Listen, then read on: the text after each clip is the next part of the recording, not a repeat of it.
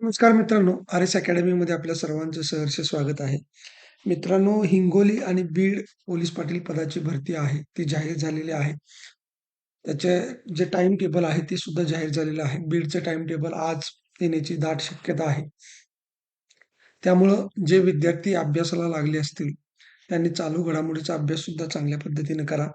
परंतु जे तुमच्याकडे जी त्याचसोबत गणित बुद्धिमत्ता आणि जिल्हा विशेष हे तुमच्या हातचे मार्क्स आहेत. इथं तुम्हाला 50 प्लस मार्क्स घेण्याचे चान्सेस आहेत. त्यामुळं हा जो घटक आहे, हा घटक अजिबात सोडायचा नाही. 50 ते 60 प्लस मार्क तुम्हाला इथेच येणार आहेत.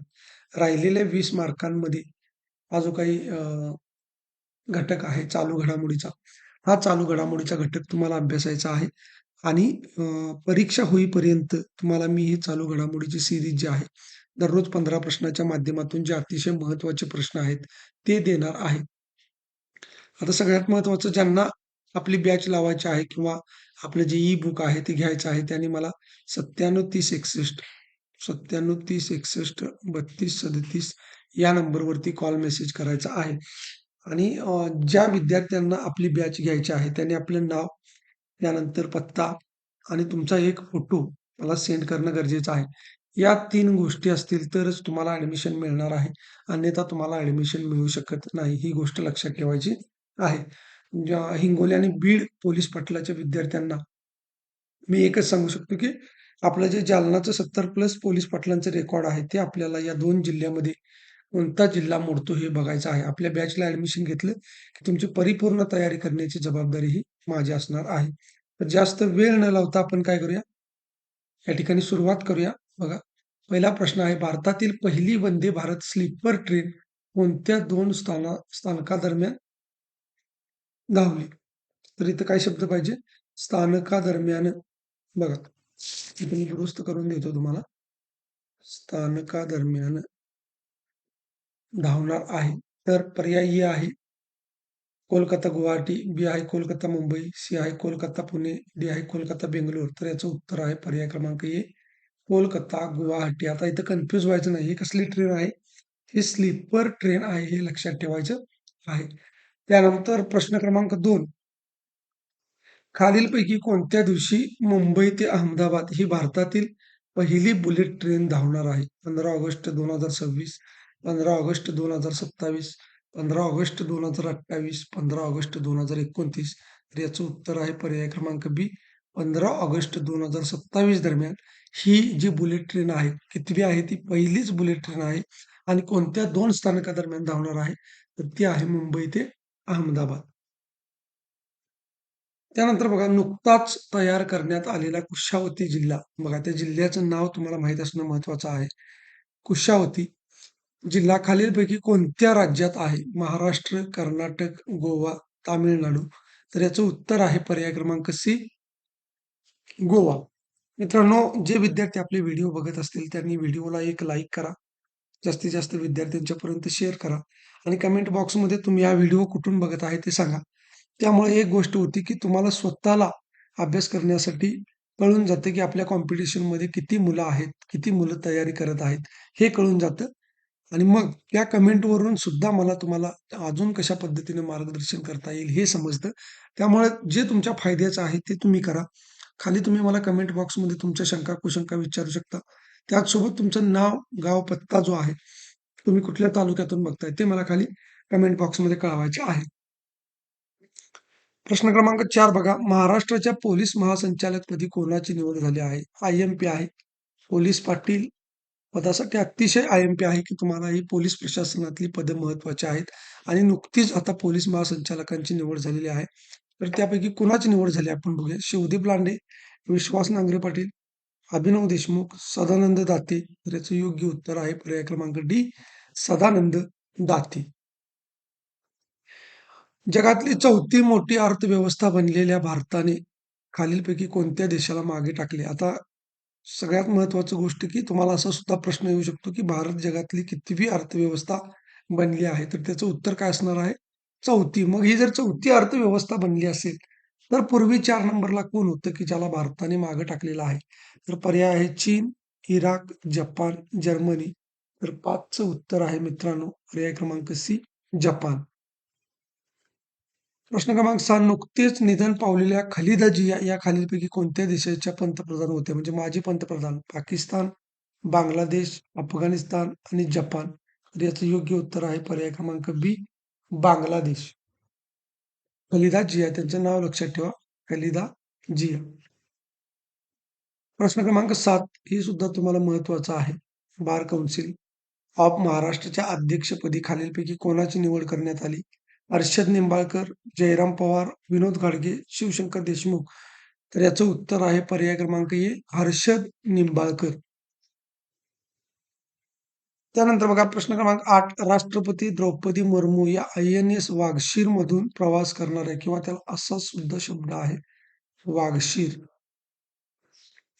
मधून प्रवास करणाऱ्या कितव्या राष्ट्रपती ठरल्या? पहिल्या, दुसऱ्या, तिसऱ्या, चौथ्या. तर याचं योग्य उत्तर आहे त्या दुसऱ्या राष्ट्रपती ठरलेल्या आहेत. आता जर राष्ट्रपती द्रौपदी मुर्मू या जर का दुसऱ्या राष्ट्रपती ठरल्या असतील INS वागशीर मधून प्रवास करणाऱ्या, तर पहिले राष्ट्रपती कोण आहेत? पहिले राष्ट्रपती कोण आहेत? हे तुम्ही मला सांगायचं आहे. कमेंट बॉक्समध्ये मला त्या राष्ट्रपतींचं नाव कमेंट करायचं आहे. त्यानंतर 9 बघा 2026 मध्ये होणाऱ्या 19 वर्षाखालील क्रिकेट विश्वचषकाच्या भारतीय संघाच्या कर्णधारपदी कोणाची निवड करण्यात आली आहे? वैभव सूर्यवंशी, आयुष म्हात्रे, सचिन देशमुख वरीलपैकी नाही. तर याचं योग्य उत्तर आहे पर्याय क्रमांक बी, आयुष म्हात्रे. आता 2026 ला जी 19 वर्षाखालील क्रिकेट विश्वचषक स्पर्धा होणार आहे, ती कोणत्या देशामध्ये होणार आहे? काय होणार आहे? हे आपण जसं-जसं पुढे आपले व्हिडिओ येतील त्या माध्यमातून आपण पाहणार आहे. त्यानंतर बघा प्रश्न क्रमांक 10 महत्वाचा आहे पुरस्कार. 2025 चा बाबा आमटे जीवन गौरव पुरस्कार खालीलपैकी कोणाला प्राप्त झाला? ओमप्रकाश बिर्ला, ओमप्रकाश शर्मा, ओमप्रकाश शहा, ओमप्रकाश मंगलम. तर 10चं उत्तर आहे पर्याय क्रमांक सी, ओमप्रकाश शहा. प्रश्न क्रमांक 11 2026 मध्ये खालीलपैकी कोणत्या दिवशी मराठी भाषा पंधरवडा साजरा केला जाणार आहे? 1 जानेवारी ते 15 जानेवारी, 4 जानेवारी ते 19 जानेवारी, 6 जानेवारी ते 21 जानेवारी, 14 जानेवारी ते 28 जानेवारी. याचं योग्य उत्तर आहे पर्याय क्रमांक डी, 14 जानेवारी ते 28 जानेवारी. प्रश्न क्रमांक 25 2025 चे शांतता नोबेल पारितोषिक खालीलपैकी कोणाला मिळाले? IMP आहे, आपण पोलीस पाटील होणार आहे. शांततेच्या बाबतीमध्ये आपण काम करणार आहे. त्यामुळे नोबेल पारितोषिकामध्ये हा जो पारितोषिक आहे नोबेलचं ते शांततामध्ये मिळालेलं आहे. तर ते कुणाला मिळालेलं आहे बघा. उर्मा यागी, अमेरिका, मारिया मच्छाडो, व्हेनेझुएला, मेरी ब्रुनको, अमेरिका आणि रिचर्ड रॉबसन, ऑस्ट्रेलिया. तर याचं उत्तर आहे पर्याय क्रमांक डी, मारिया मच्छाडो. आणि त्यांचा जर देश विचारला, की समजा तुम्हाला असं विचारलं, की शांतता नोबेल पारितोषिक मिळवणाऱ्या मारिया मच्छाडो ह्या खालीलपैकी कोणत्या देशाच्या आहेत? तर त्या व्हेनेझुएलाच्या आहेत. म्हणून मी तुम्हाला त्या ठिकाणी देश सुद्धा देण्याचा प्रयत्न केलेला आहे. तर बघा हे मित्रांनो इथे ट्रिक्स तुम्हाला मी एक सांगतो. त्यांचं नाव आहे मारिया. मारिया आणि मार आणि शांतता यांचा जवळचा संबंध आहे. बघा, तुम्हाला मारामारी करायची नाही, तर तुम्हाला शांतता ठेवायची आहे. अशा पद्धतीने तुम्ही लक्षात ठेवू शकता. किंवा एखाद्याला आपण म्हणतो, "शांत बस, नाहीतर तू मार खाशील. शांत बस, नाहीतर तू मार खाशील." याच्यावरून तुमच्या लक्षात येईल, की मारिया मच्छाडो यांना शांततेचं नोबेल मिळालेलं आहे. प्रश्न क्रमांक 13 द वन हे आत्मचरित्र खालीलपैकी कोणाचे आहे? सचिन तेंडुलकर, वीरेंद्र सेहवाग, विराट कोहली, शिखर धवन. तर याचं योग्य उत्तर आहे पर्याय क्रमांक डी, शिखर धवन. तर मित्रांनो याचं जे आत्मचरित्र आहे ते द वन आणि याचं नाव आहे धवन. यावरून सुद्धा तुम्ही लक्षात ठेवू शकता. प्रश्न क्रमांक 14 नुकतेच निधन पावलेले 59वे ज्ञानपीठ 59वी पाहिजे इथं लक्षात ठेवा. 59वे ज्ञानपीठ विजेते हिंदी लेखक विनोद कुमार शुक्ला खालीलपैकी कोणत्या राज्याचे रहिवासी होते? छत्तीसगड, उत्तर प्रदेश, मध्य प्रदेश, बिहार. तर याचं उत्तर आहे पर्याय क्रमांक ए, छत्तीसगड. आता यांना जे पुस्तक वगैरे कोणत्या पुस्तकासाठी, कोणत्या साहित्यासाठी हा ज्ञानपीठ पुरस्कार मिळालेला आहे, कोणत्या वर्षी मिळालेला आहे, हे आपण नेक्स्ट व्हिडिओमध्ये पाहणार आहे. प्रश्न क्रमांक 15 बघा. सध्या चर्चेत असणारा अरवली पर्वत खालीलपैकी कोणत्या राज्यात आहे? महाराष्ट्र, राजस्थान, कर्नाटक, तामिळनाडू. याचं योग्य उत्तर आहे पर्याय क्रमांक बी, राजस्थान. तर अशा पद्धतीने मित्रांनो आपण 15 प्रश्न बघितलेले आहेत. उद्याच्या व्हिडिओमध्ये आपण 15 महत्त्वाचे प्रश्न बघणार आहेत. त्यामुळं तुम्ही जर चॅनलला सबस्क्राईब केलं नसेल, तर चॅनल सबस्क्राईब करा. या व्हिडिओला लाईक करा, जास्तीत जास्त विद्यार्थ्यांच्यापर्यंत शेअर करा. जेवढे विद्यार्थी आपल्याशी जोडले जातील, तेवढं अजून तुम्हाला अभ्यासाच्या बाबतीमध्ये मला मार्गदर्शन करता येईल. त्यामुळं तुम्ही कुठून आहे ते या व्हिडिओच्या कमेंट बॉक्समध्ये सांगा आणि व्हिडिओला नक्की लाईक करा, शेअर करा. धन्यवाद.